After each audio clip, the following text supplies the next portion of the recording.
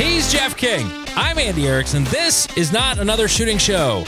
We go to Shillington, Pennsylvania. Shillington? Yeah, Shillington, Pennsylvania. Talk about a rough day, Jeff. Oh, God.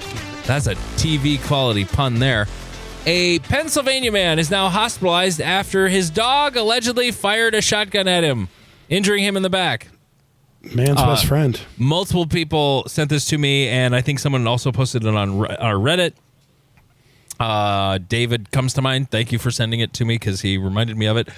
So at about 11:13 on a Tuesday, sometime in the last 2 weeks, I don't know what day this is coming out. I think it would be like almost 2 weeks ago. A 53-year-old man had suffered a gunshot. Officials received reports of this shooting. While police were on their way to the scene, officials were informed that a dog had jumped onto the bed and set the gun off. Once at the scene, officials found the man on the floor and conscious. The victim told police that before the incident, he was cleaning his firearm, which was identified as a shotgun, had placed it on his bed. He then proceeded to sit down on the bed, at which time one of his dogs jumped on the bed, causing the weapon to fire a round into the man's lower back. Owie. At the time of the shooting, the victim and his son were the only individuals at the residence, along with two other dogs. Man's son was allegedly not in the same room, when the gun was fired by the dog.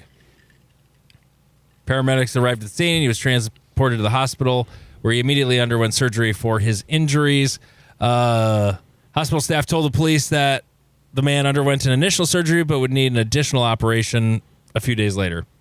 Currently, the extent of his injuries is unknown.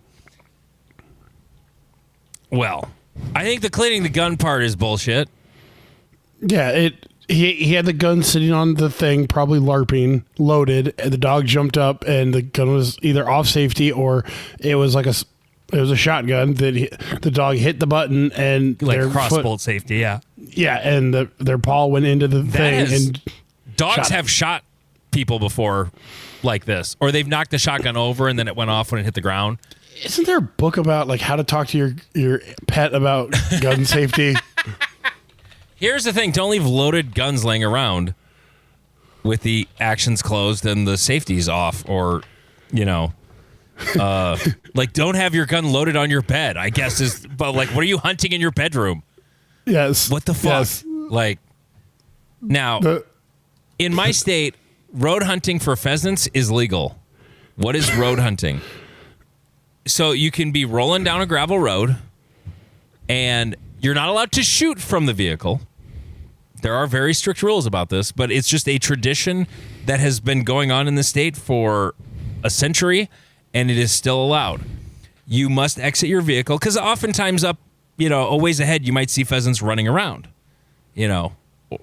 so then you get out, or maybe the vehicle's creeping along and you're walking because ditches are full of brush where pheasants can hide. And as long as you shoot them over the right of way between the fence lines, it's perfectly fine. Even if it lands on the private property, if you set your shotgun down, you can cross the fence legally and retrieve it. It's called unarmed retrieval. That is legal. They can't get you for trespassing in that case. But it's only for pheasants is the only thing that this is legal. Huh. Anything else that you would have to have permission. Interesting. So, yeah. The book name that I was trying to think of is How to Talk to Your Cat About Gun Safety and Abstinence, Drugs, Satanism, and Other Dangers That Threaten Their 9 Lives. God, that's funny.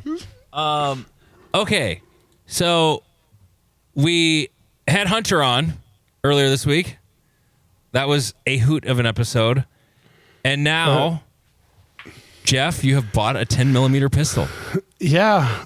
Like right before we started recording, I'd actually messaged the local gun shops because I'm not going to just drive to them. I'm way too lazy for that.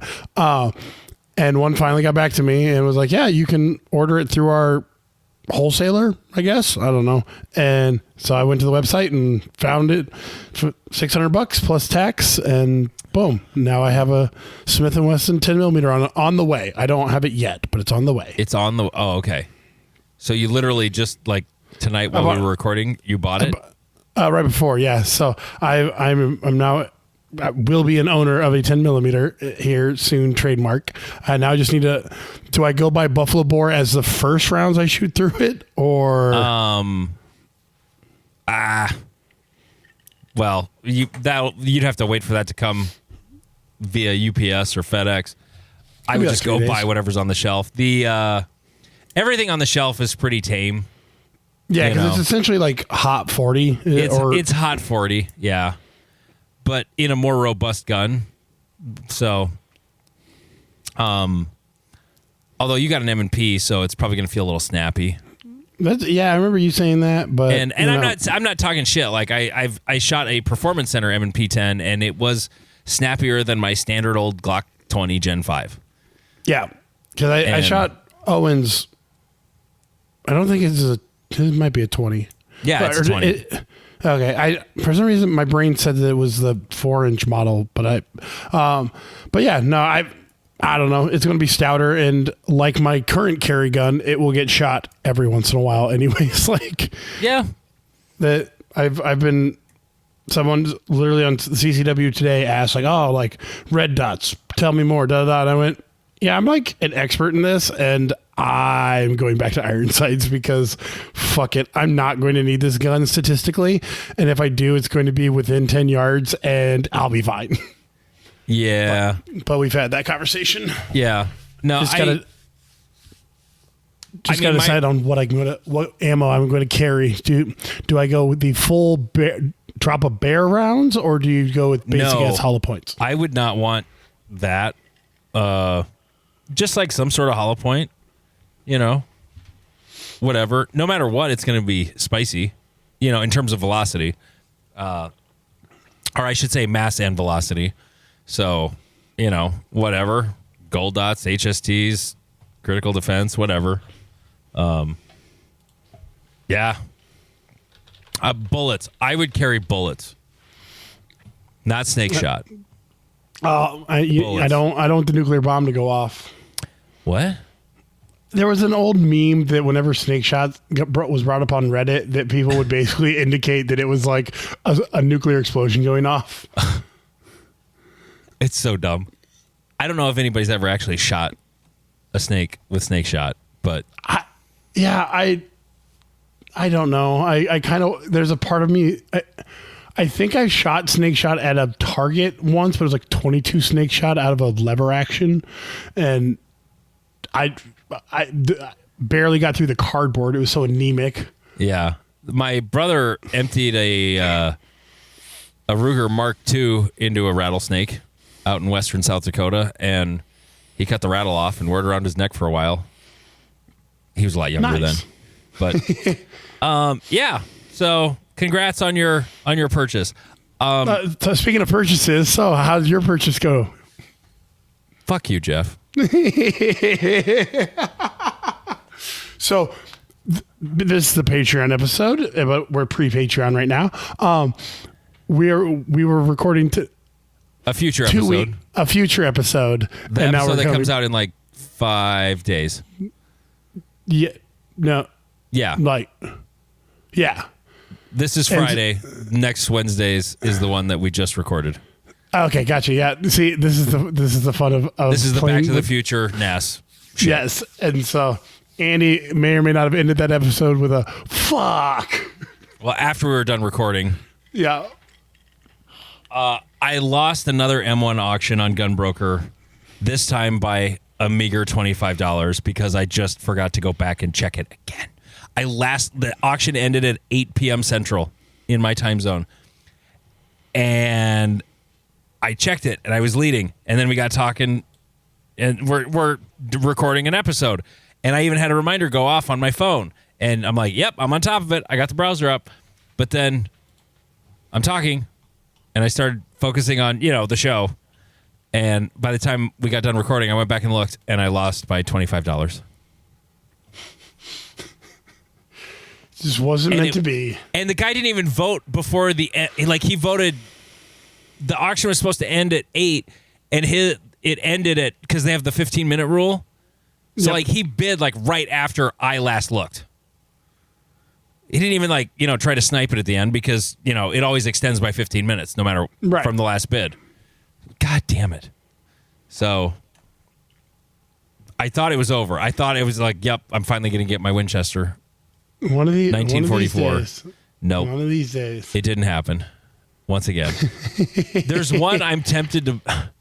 It's got a starting bid and buy it now price of $1,400, but it looks pretty rough. I don't know.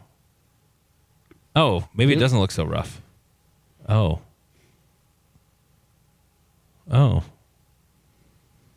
Maybe I should just buy this one. Oh, it doesn't look that bad now that I'm actually looking at the photos. Anyway. The receiver does look rough. Oh, fuck, does that look rough? Nope, not buying that. Holy shit. You can't even make out the engraving. Or maybe the photo's just shitty. Nope, not buying that. Nope. I did buy a gun this weekend. Oh yeah, what's that? It's really exciting.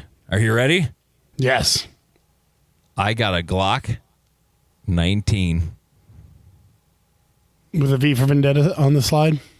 It said Gen 5 with 10-round magazines. Ooh, look at you going all commie. Well, that was the only choice. I could have got the V comp, but it was like $720. And I'm like, nope, not buying that. Jesus. Yeah, no, didn't need that. My Gen 4, I think I've mentioned it before, my old Gen 4 19 that I bought used like 5-6 years ago for $400. They was spitting brass about 50% of the time straight back. And Vince had pointed out to me that there had been a new 9mm ejector since the old 336 ejector was gone by the wayside. And so there was occasionally problems with the replacement of it.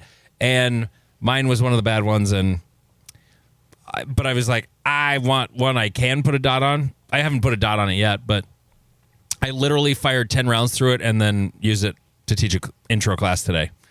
So, those Gen 5 triggers, it's so funny how one is like, it's still the same old Gen 5 trigger, but it's like, man, this one's heavy. And then the 19 I just bought yesterday, it's like it's already been worked over. It isn't like crazy light. It's not one of Vince's trigger jobs. It's not even one of my trigger jobs, but it's just good. Like, it's like probably the best factory Glock trigger I've ever had. And there are no two factory Glock triggers that are exactly the same. They're all a little different. They're just not, it's sort of the nature of that gun. It's just not, at least the trigger parts are not that consistent. So, but no, I'm happy with it. It's a good little gun. I did buy one non-commie magazine for it. because you didn't have enough already? Not 19 magazines, no. Oh. All of my 19 magazines that I bought that were all Magpuls. I think I have like 4 or 5 Magpul 15-round Glock mags. Yep. But I kind of don't like them. Yeah, Magpuls. I've had bad experience with Magpul pistol mags. Rifle mags are fantastic, but the pistol mags are. But meh. My experience is, again, seeing either rental guns or USPSA people use them, and they don't hold up very well. And for the $6 difference or whatever it is, no, it's more than that. The thing that's dumb at Shields is why they think Glock mags are worth $35. I have no fucking idea. For a 17-round 9mm Glock mag, they have always charged $34.99. Always. No one else charges that much for a 17-round Glock mag. No one, except Shields. Their Glock 19 mags are $10 cheaper. They're all $24.99. You buy either of those two magazines online, they're the same price. It's so dumb. I don't understand. Yeah. The whole retail world is weird like that. It really is. Anyway, on that note, Patreon.com/Not Another Shooting Show. It's only $3.57 a month. And if you are a patron, you're about to find out some shocking news about Jeff. I didn't know this about him. This is wow. This is kind of wowie wow. This is like almost as dumb as Austin wow. Fuck you for that post on Reddit again. Well, actually, the other one is going to be in the future. Sorry. I do not look like John Correa. Stop saying it. Anyway, patreon.com/not another shooting show. Jeff Cliffhanger on deck. Reddit/NASS. Join us on Reddit, but not you, Austin, you son of a bitch. Northwoods is at Forest Lake, May 2nd and 3rd, 2026. Cash payouts, $1,000 for CO and LO. 4 half-day squads. The rest are all single day. Boom. And then where is it? PCSL Belt Championship, April 19th. I thought it was May 18th and 19th, Emissions at 160. April. It is April? Yep. Oh, because I could have swore he said May. I went and found the post that PCSL made because I'd forgotten. Oh, so what he goofed it up when we recorded with him. Oh, okay. Well, then there's a chance. All right. Then there's a chance. Then there's a chance. Jeff Cliffhanger coming up. Patreon.com/not another shooting show. It's only $3.57 a month.